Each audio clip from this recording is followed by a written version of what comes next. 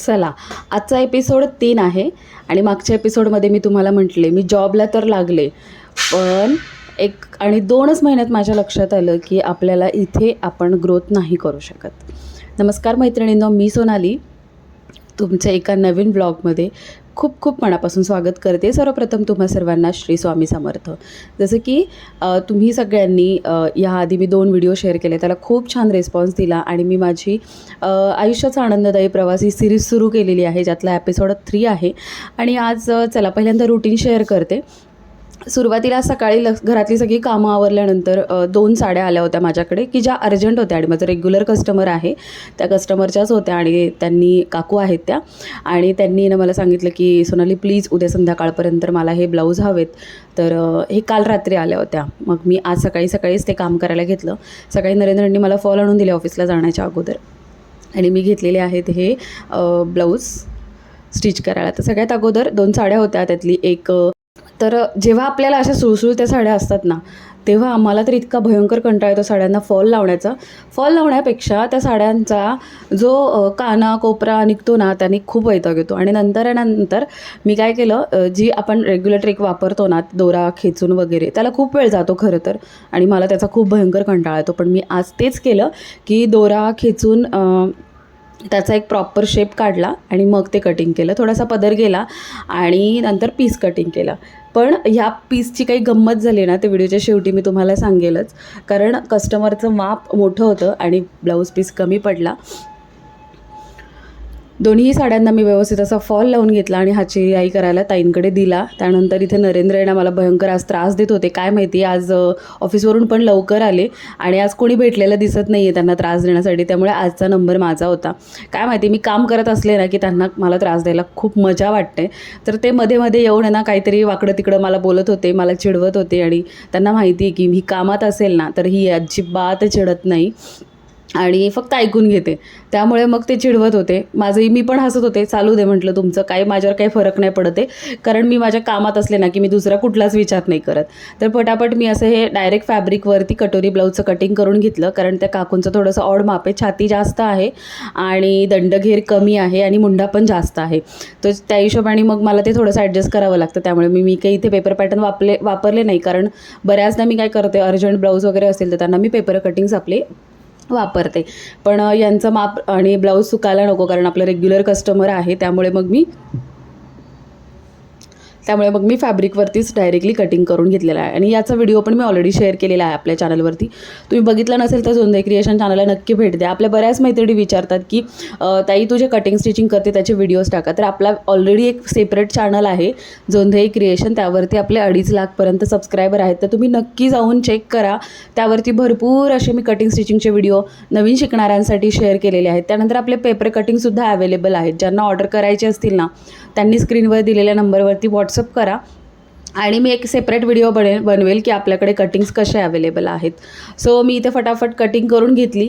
Cutting झाल्यानंतर सगळ्यात पहिला हा ब्लू कलरचा ब्लाऊज मी घेतला, पण ह्या ब्लाऊज इतका छोटा होता, कटिंग करताना माझ्या अजिबात लक्षात आलं नाही, कारण मी माझ्याच नादात होते, कारण मला आज हे 2 ब्लाऊज करून मला संध्याकाळी मम्मीकडे जायचं होतं. तर मग त्यानंतर मी बघितलं आणि ब्लाऊज बसतच नाही आहे. मग काकूंना फोन केला आणि त्यांना म्हटलं, काकू काय करू, हा ब्लाऊजच बसत नाही आहे, कटिंग वगैरे सगळं झालेलं आहे, तर मी तुम्हाला दुसरा जो व्हाईट कलरचा ब्लाऊज आहे आणि त्या 2 साड्या मी फॉल पिको करून देते. त्यामुळे माझा एक ब्लाऊज स्टिचिंगचा वेळ वाचला, पण ह्यामध्ये कटिंगसाठी माझा इतका वेळ गेला. मग हे अस्तर पण वेस्ट गेलं, तसं मी ठेवून दिलं हे अस्तर बाजूला. म्हटलं इन केस त्यांचा सेम कलरचा जर ब्लाऊज आला तर कटिंग करता येईल, किंवा एनी अदर दुसऱ्या कस्टमरचा छोटा साईज असेल तर यामध्ये आपण कटिंग करू शकतो. हे पीस बाजूला ठेवून दिलं आणि इतकं डोकं खराब झालं, मग मी थोडासा आराम केला. आणि त्यानंतर संध्याकाळी मग मी हा व्हाईट कलरचा ब्लाऊज स्टिच केला आणि त्यांचाच एक कुर्ता होता, त्याला स्लीव्ज अटॅच करायच्या होत्या. हे सगळं आज दिवसभरामध्ये मी पूर्ण केलेलं आहे. चला आता स्टोरीला सुरुवात करू. इंटरव्ह्यू छान क्लिअर केला. त्यानंतर दुसऱ्याच दिवशी मला जॉईन व्हायचं होतं, कारण पुढचे 21 दिवसासाठी माझं ट्रेनिंग होतं तिथं. कारण मला कुठल्याही प्रकारची आयडिया नव्हती त्यांच्याकडे काम कसं चालतं वगैरे. आणि ॲक्च्युली त्यांचं इंटरव्ह्यूचे म्हणजे 2 बॅच तयार झाल्या होत्या, ज्यामध्ये 2 बॅचला वेगवेगळं ट्रेनिंगसाठी एक प्रॉपर कोच अपॉइंट केले होते, की ज्यामध्ये कॉल कसे घ्यायचे, त्यानंतर त्यांच्या काही गाईडलाईन्स असतात, त्या सगळ्या त्याच्यासाठी ट्रेनिंग असतं. पण हे ट्रेनिंगसुद्धा पेड होतं, म्हणजे ज्या दिवसापासून आपण जॉईन होणार त्या दिवसापासून आपली सॅलरी सुरू होते. त्यामुळे नो इश्यू. ट्रेनिंग घेण्यासाठी 21 दिवसाचा त्यांचा टाईम पिरियड होतं, त्यामध्ये प्रॉपरली ट्रेनिंग ते देणार. आणि त्यानंतर एक फायनली मॉक कॉल असायचा की ज्या कॉलमध्ये जे प्रॉपरली कॉल घेऊ शकतील त्यांनाच अपॉइंट केलं जाणार आहे, आणि जे प्रॉपरली कॉल घेऊ नाही शकणार त्यांनी पुन्हा 21 दिवसाची ट्रेनिंग अटेंड करायची. सो या 21 दिवसाच्या ट्रेनिंग खूप छान गेली, कारण नवीन ओळखी झाल्या. काही लहान मुलं होती, लहान मुलं म्हणण्यापेक्षा काही कॉलेज गोईंग मुलं होती की ज्यांना काम करून, नोकरी करून शिक्षण पूर्ण करायचं होतं. अशा बऱ्याच जणांशी छान ओळखी झाल्या. मी आणि माझी जी मैत्रीण होती, आम्ही दोघीजणीच थोडंफार वयाने जास्त होत्या, म्हणजे लग्न झालेलं, मूल असलेल्या, आणि छान चालू होतं. म्हणजे ट्रेनिंग असायचं पूर्ण दिवसभराचं 8 तासाचं, पण नंतर जेव्हा ट्रेनिंग पूर्ण होईल, जेव्हा प्रॉपर जॉईनिंग होईल ना, तेव्हा 4 तासाचंच काम होतं. ट्रेनिंगमध्ये सॅलरी पण बऱ्यापैकी चांगली मिळणार होती, कारण फुल डे आम्ही तिथे वर्किंग असणार आहोत त्यामुळे. तर ते छान ट्रेनिंगच्या 21 दिवस वगैरे मस्त गेले माझे. नवीन ओळखी झाल्या, नवीन काही काही शिकायला मिळालं, सगळ्या गोष्टी झाल्या. शेवटचं फायनल हे झालं, कॉलिंग झालं, त्यामध्ये मी सिलेक्ट पण झाले, दुसऱ्या दिवशीपासून अपॉइंट पण झाले. सगळ्या गोष्टी छान चालल्या होत्या. 1 महिना गेला, 2 महिने गेले.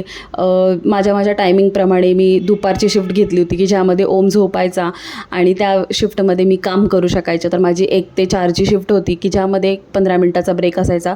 पूर्ण 4 तास कंटिन्यू कॉलवर बोलणं, कॉल अटेंड करणं, बॅक टू बॅक कॉल घेणं, हे सगळं चालू होतं. जॉब छान चालू होता, सॅलरी पण मिळत होती, काही प्रॉब्लेम नव्हता. 2, 2.5, 3 महिने गेले, छान नवीन ओळखी. पण एक गोष्ट मला त्यामध्ये जाणवली की मी फक्त जॉबवरती जात होते, फक्त पैसे कमवत होते, त्या व्यतिरिक्त दुसरं नवीन शिकणं काही नाही, फ्युचरमध्ये ग्रोथ आहे असं काहीच मला तिथं वाटलं नाही. कारण 1ची शिफ्ट जर असायची ना, 10 मिनटं आधी जायचं, त्यानंतर 1 वाजताचे कॉलिंग सुरू होणार, ते कंटिन्युअसली 4 तास. आपल्याला कंटाळा आला तर मध्ये फक्त 10 ते 15 मिनटाचा ब्रेक, पण तोसुद्धा ब्रेक असा घ्यायचा की ज्यामध्ये तुमचे 4 तास भरून काढता आले पाहिजे. म्हणजे 15 मिनटाचा ब्रेक दिला तर 15 मिनटं पुढं जास्त काम करायचं.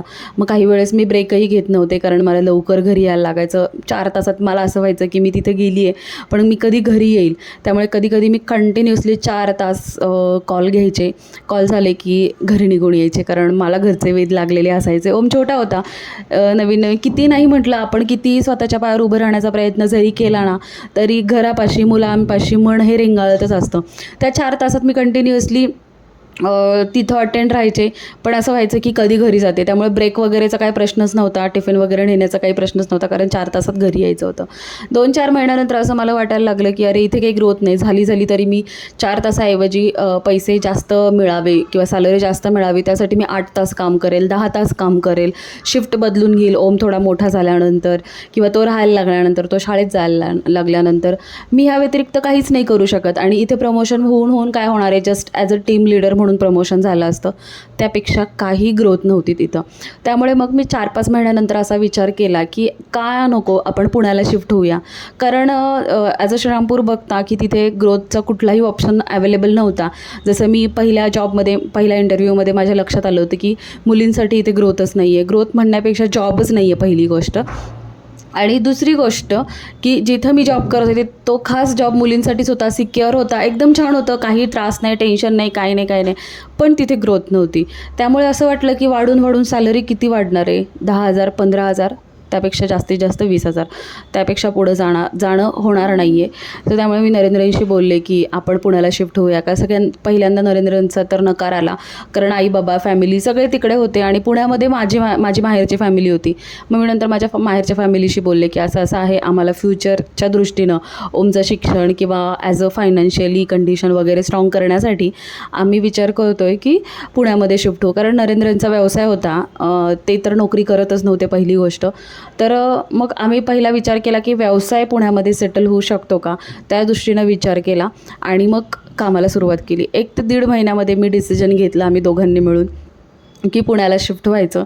आणि शार्प 6 महिन्यानंतर मी जॉब रिझाईन केला आणि तिथली नोकरी सोडली आणि म्हटलं पुण्यामध्ये छान नोकरी करेल, कारण पुण्यामध्ये आई जवळ होती, ओम आईकडे राहील आणि मी पण माझी ॲज अ सॅलरी जास्त वाढवून मला मिळेल, इथला 6 महिन्याचा एक्सपिरियन्स पकडून कुठेही, किंवा फ्रेशर म्हणून मी सुरुवात करेल, ग्रोथ होईल फ्युचरमध्ये, बऱ्याचशा गोष्टी, खूप सारी स्वप्न घेऊन मग आम्ही पुण्यामध्ये शिफ्ट झालो. 2016मध्ये ऑगस्टमध्ये आम्ही पुण्यामध्ये येण्याचं डिसिजन घेतलं. ओम जवळजवळ 3 ते 3.25 वर्षाचा होता आणि फायनली सगळ्यांच्या परमिशन घेऊन आम्ही पुण्यामध्ये आलो.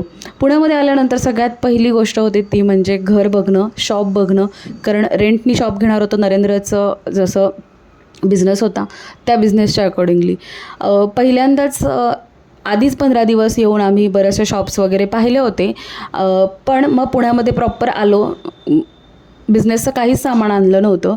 आधी पुण्यात आलो, घर बघितलं, रेंटनी घर घेतलं, त्यानंतर मग शॉप बघायला सुरुवात केली. एक 15 दिवस मम्मीकडे राहूनच ह्या सगळ्या गोष्टी आम्ही केल्या आणि मग शॉप वगैरे पाहिलं, त्यांचं डिपॉझिट दिलं. रेंट वगैरे तर खूप जास्त होतं आमच्यासाठी, कारण आम्ही अगदी शून्यातून सुरुवात करणार होतो. पण काही दोन्ही फॅमिलींच्या थोड्याफार सपोर्टमुळे आम्हाला तेही शक्य झालं. त्यांनी केला सपोर्ट, नाही असं नाही, पण जे काही करायचं ते आपल्यालाच करायचं असतं. ह्या दृष्टीनं आम्ही पण दोघांनी डोक्यात ठरवलं होतं की फॅमिलीला जास्त कुठल्या गोष्टीमध्ये इन्व्हॉल्व नाही करायचं, आपल्या दोघांना जेवढं काही करता येईल ना तेवढं करायचं.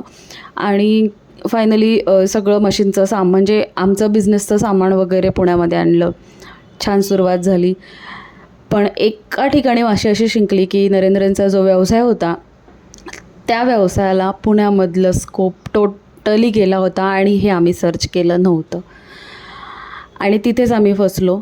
2-2.5 वर्ष कसं बसं शॉप सर्वाईव्ह केलं, त्यामध्ये खूप कर्जबाजारी झालो आणि फायनली आम्हाला ते शॉप बंद करावं लागलं. आता शॉप मी का बंद केलं, 2 वर्षात असं काय झालं, मी काय केलं, नरेंद्रचं काय डिसिजन होतं, ह्यामध्ये आम्ही इतक्या गोष्टी सहन केल्या 2 वर्षामध्ये, ते मी तुम्हाला नक्की नेक्स्ट व्लॉगमध्ये सांगेल. चला मग आजचं रुटीन शेअर करते. ते 2 ब्लाऊज झाल्यानंतर मी काकूंना ते दोन्ही ब्लाऊज जाता जाता दिले, कारण मी मम्मीकडे जाणार होते आणि त्याच आमच्या सोसायटीत राहतात. दुसऱ्या दिवशी सकाळी लवकर उठल्यानंतर काही गोष्टी अजून करायच्या होत्या. त्या म्हणजे एक वहिनीचं ब्लाऊज होतं की जे तिला अर्जंट हवं होतं, तिला कोणाच्या तरी लग्नाला जायचं होतं, तर तिने मला ते ब्लाऊज आणून दिलं होतं. मग हे ब्लाऊज घेतलेलं आहे मी स्टिच करायला आणि हे मी हेवी साईजमध्ये बोटनेक ब्लाऊज शिवलेला आहे. जवळजवळ 44 साईज होती आणि 44 साईजमध्ये बऱ्याचदा बोटनेक ब्लाऊज शिवायला बऱ्याच आपल्या महिला ज्या आहेत लेडीज त्या घाबरतात, पण मी ट्रायल घेतली. म्हणजे जसं की माझं 1-2 ब्लाऊज तिने पाहिले होते, तर ती मला म्हटली होती की मला तुमच्यासारखं ब्लाऊज स्टिच करायचं आहे. आणि मग मी तिला म्हटलं की एक ट्रायल ब्लाऊज गोल्डन ब्लाऊजवरती घे, गोल्डन कलरचं एखादं सेपरेट फॅब्रिक आणून, आणि मग तुला एकदाच कम्फर्टेबल वाटलं तर तू कंटिन्यू करू शकते. मग तिचं मी प्रॉपर मेजरमेंट घेतलं आणि पफसुद्धा पाहू शकता तुम्ही 44 साईजच्या अकॉर्डिंगली खूप छान पफ आला आहे. फक्त हेवी साईज जेव्हा असते ना तेव्हा बोटनेक ब्लाऊजमध्ये पुढच्या भागाची उंची, म्हणजे समोरच्या भागाची उंची आपल्याला खूप जास्त घ्यावी लागते, तेव्हा ब्लाऊज जो आहे तो वरती सरकत नाही.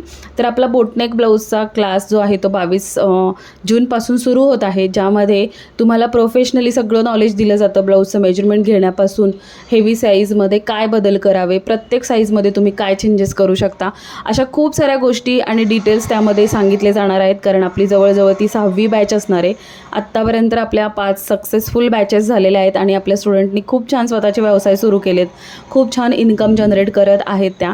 आता इथे बॅकसाईडला बघा मी टक्स टाकलेला नाही आहे, तर तो टक्स का टाकायचा नसतो, टक्स टाकल्याने काय होतं, न टाकल्याने काय होतं, याचे सगळे इन डिटेल माहिती तुम्हाला क्लासमध्ये दिली जाते. तुम्हाला मी साईजसुद्धा सांगते बघा. 44 चेस्ट होती, 46 आणि लेंथ पण बघा 16.5, शोल्डर 17 होते. ह्या पद्धतीने हे याचं मेजरमेंट होतं आणि हे खूप सुंदर असं ब्लाऊज तिला फिटिंगला बसलेलं आहे. ॲक्च्युली माझ्याकडे आता फोटो नाही आहे, पण इन केस जर तिने मला फोटो दिला तर मी नक्कीच तुमच्याशी शेअर करेल. चला मग आजचा व्लॉग इतकाच. कसा वाटला मला नक्की कमेंट करून सांगा आणि व्हिडिओ आवडला असेल तेवढ्याला लाईक करा, शेअर करा आणि आपली सिरीज बघण्यासाठी तुम्ही आपल्या चॅनलवरती नवीन असाल तर नक्की आपल्या चॅनलला सबस्क्राईब करा, कारण पुढे जाऊन खूप इंटरेस्टिंग गोष्टी तुम्हाला ऐकायला मिळणार आहे आणि कदाचित ते तुमच्या आयुष्याशी रिलेटसुद्धा करू शकतात. त्यामुळे नक्की आपल्या चॅनलला सबस्क्राईब करून बेल आयकॉन प्रेस करा आणि व्हिडिओ आवडला असेल तर लाईक करायला विसरू नका, कमेंटसुद्धा करा. चला भेटूया पुढच्या छानशा व्लॉगसोबत. Bye everyone.